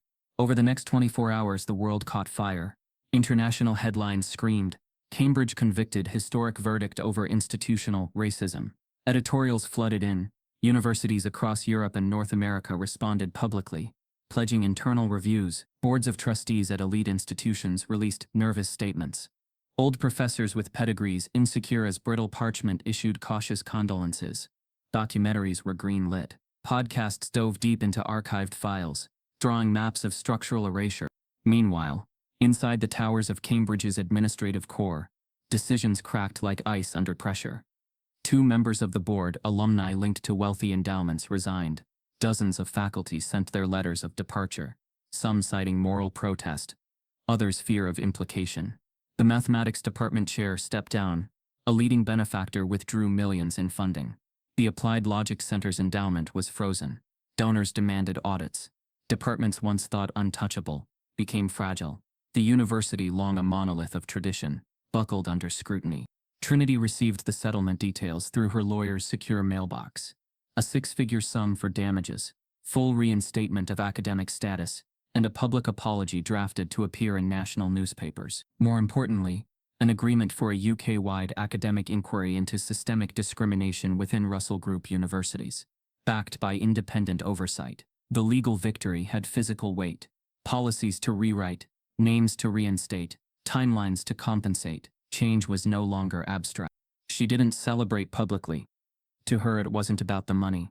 It was about closure, not just for herself, but for every erased name she carried in her memory. She slipped out the next morning before dawn, to the same dorm where it had started, emptied now by resignations and departures. She sat on the bed, the same bed where she'd pressed her ears to the wall at night, wondering if silence could kill someone slowly. She closed her eyes and exhaled. The victory felt strange, clean, official but heavy. Old scars ached new. Then came the letters. Emails from former classmates who had vanished from registries. "I'm coming back," some read. Others simple, "Thank you." One attachment bore the manuscript from a student expelled 12 years ago, now authenticated. Another carried a photo of a former lab group, young, focused, vibrant, with a note, "You vindicated us." Trinity archived each one. She built a folder deep within her encrypted drive, a digital monument. Names, dates, original proofs, correspondence, a growing pile of truth. For the first time, erasure had a counterbalance. Public appearances followed. She accepted interviews, not to revel, but to expose. On a live BBC program, she laid out the timeline. On a podcast, she spoke softly but clearly about the emotional toll, the isolation, the doubt, the guilt heaped upon brilliance when its face was black. She insisted the fight was not singular. She was not the only exception. She was the first survivor, and maybe, if she was lucky, not the last. Her voice resonated in lecture halls, community centers, and online forums. Students from across the UK and US reached out, sharing stories of academic sabotage, of doors quietly sliding shut, of opportunities quietly evaporating. Trinity read each message, saved each one. She became a living archive of survival. Yet through it all, she remembered why she started. Not for fame, not for retribution, but for truth. Months passed.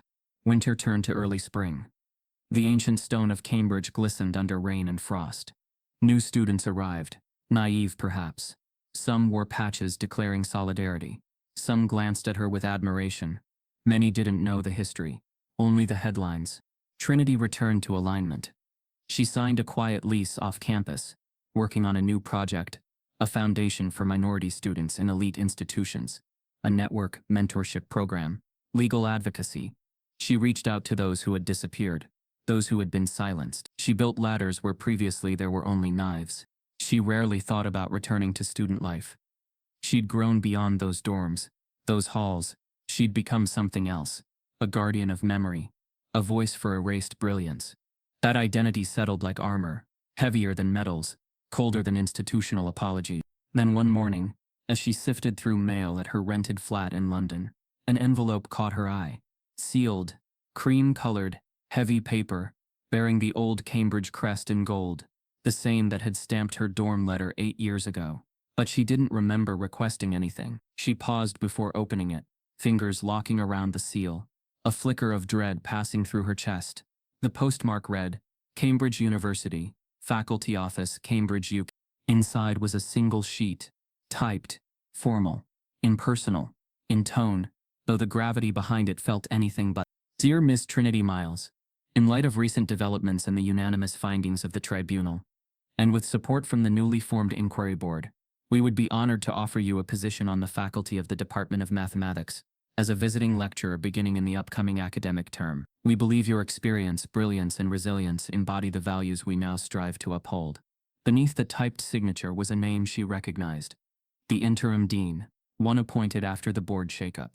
A name formerly unknown, cloaked in endless acting titles. The letter went on to outline salary, teaching load, research support, and assurances of a safe environment, with protective clauses for academic freedom and anti-discrimination oversight. Trinity reread the words. Her pulse quickened. Her mind raced through every memory. The puzzle, the walls with slurs, the letters erased, the threats, the hearings, the resignations, the global media storm. And now, this, an offer, from the same institution that had tried to erase her. Her stomach twisted. Was this reconciliation? A genuine admission? Or another trap? Polished, institutional, disguised as opportunity. She folded the letter carefully, sliding it into an envelope, with the word return scrawled across the front. But she didn't seal it. Outside, the London sky was gray, low, heavy, uncertain. The future felt wide open, dangerous, maybe salvageable, maybe not. She closed her eyes, because as the wheels turned again, in courts, in boardrooms, in halls of power, Trinity understood one thing. The real test wasn't this verdict. It wasn't even this letter. The real test was if institutions like Cambridge could change, or if they just changed their tactics. And right now, only one question burned in her mind. Should she go back and build from the inside? The corridors of the mathematics building felt different when Trinity walked them this time. The stones beneath her shoes were the same, cool, worn, polished by centuries of footsteps. But the air no longer weighed on her shoulders. The silence that had once felt oppressive, laced with whispers and judgment, now seemed empty, bare, vulnerable, but quiet at least. She paused at the door of the lecture hall, where it all began, where the first puzzle had been handed to her with a smirk, like a gauntlet cast down before an invisible jury. On the plaque outside, under the old brass lettering, she erased the name of the previous occupant, now retired, disgraced, gone, no longer teaching, no longer hiding behind tenure. The corridor had been cleaned of his dust, but not of his memory. In her hand was the puzzle itself. The same paper, yellowed at the edges, folded deep enough to hide its secrets. She slid it carefully from her folder, as though retrieving something alive. A wound healed but still bearing a scar. Her fingers grazed the folds, tracing the lines of logic, the variables, the layers of abstraction that once felt impossible. Now it felt like a relic, a warning, a promise. Down the hall, a young student waited. She couldn't be more than 19 or 20, her skin dark, her eyes bright but cautious. Trinity recognized the look immediately, the same mix of hope, ambition, and the quiet dread of not knowing if brilliance would be rewarded or questioned. "Good morning," Trinity said quietly. The student stood a bit straighter, quietly respectful. "Good morning, Professor Miles," she answered. Her voice carried a sheen of respect, and maybe a trace of relief. Trinity offered the puzzle. "I want you to try this," she said, handing over the folded sheet. "No expectations, no traps, just mathematics." The student blinked, eyes shifting from Trinity to the paper. "Is this the same puzzle Prof. Cromwell used to give?" Her voice was small, hesitant. Trinity nodded. "Yes, but now, it's yours." In that moment, the room felt vast. Empty benches, silent blackboard, afternoon light filtering through tall windows, dust motes floating like ghosts. The puzzle, once a symbol of humiliation, now felt like inheritance, a challenge offered on her own terms. The student unfolded it slowly. Her fingers brushed the first line, a theorem statement. She paused, then straightened. "May I?" "Please," Trinity said, her tone soft, encouraging. As the student bent over the paper, pen in hand, Trinity stepped back, She exhaled slowly, closing her eyes for a moment. Memory bristled at the back of her mind. The knuckles of professors, the cold hush after she solved it, the silence that screamed louder than applause. Now the silence was different. Clean. Intentional. Awaiting. Moments passed. The student's brow furrowed. Her pen traced lines. Paused. Traced again. Trinity watched in stillness, every muscle loose. This wasn't about proving herself anymore. This was about passing the torch. Suddenly a soft gasp. The student looked up, eyes wide. I think I see the path. Trinity opened her eyes all the way. A flame flickered in the student's gaze. Recognition, clarity, possibility. She bent forward again, writing quickly now, determination in every stroke. Trinity felt a lump rise in her throat. This wasn't vindication, it was reclamation. A soft knock sounded at the door. Trinity and the student startled, glancing over. The door opened slowly. A man walked past, gray hair, a tentative gait, eyes avoiding them. It was him, once powerful, now reduced, the former holder of the room's plaque. They passed without a glance, preoccupied by his own erasure. He didn't recognize them, or he recognized them, and pretended not to. Either way, he didn't stop. The student froze, pen in midair, but she didn't stop writing. Trinity didn't move. She watched him go. When the door clicked shut, she exhaled softly. Don't let him be your ghost, she said quietly to the student. Voice firm but calm. Let this puzzle be your ladder. The student nodded, eyes bright, breath trembling. Thank you. Trinity gave her a gentle smile softer than any she'd allowed herself in months. You're welcome. They sat together in that quiet hall, side by side, watching the student finish the proof. Not because they needed to show someone, but because they needed to remember what it felt like to belong. Later, Trinity left the building and walked across the quad. The doors clanged shut behind her. The evening light was gentle. Gothic spires softened under the dusk. Statues watching over lawns that would bear new footsteps soon. She felt lighter, not free, not unscarred, but lighter. Her phone buzzed as she walked. A message notification. She pulled it out. The screen lit up. Unknown sender, no name, no email address. Just a text. They'll never stop trying. Her breath caught. The kind of cold breath that travels deep into bones. Memories of closed rooms, of whispers, of blank files, of erased names, of silence waiting in the dark. She stared at the message for a long moment, then slipped the phone into her pocket. Night settled over the old stones of Cambridge. Gentle as a sigh, the windows of lecture halls glowed softly. Footsteps echoed on cobblestone. Somewhere, a door clicked. Somewhere else, a light went out. But Trinity kept walking. Step by step, away from the halls that tried to break her, and towards something else. She didn't know exactly what the future held. A position as professor, a foundation, a movement, possibly a whole academy. Maybe even the beginning of change across institutions like Cambridge. Systems built on centuries of silence. But she knew this for sure. The puzzle had been solved. And now it was alive again, carried by new hands, new minds, new stories. As Trinity stepped into the soft night air, the campus archway behind her framed the dark sky. Her phone buzzed again. Another anonymous message, this one with an attachment. She paused. The name on the file was short, cruelly familiar. Backdoor deep, with only one line underneath. We never forget. She pressed download and the screen went dark. They tried to erase her like they erased so many before her. Quietly, completely, without a trace. But truth has a voice. And Trinity used hers. If you've ever felt silenced, unseen, or unwanted for who you are, type yes. If you believe in justice, subscribe if her story broke your heart and opened your eyes.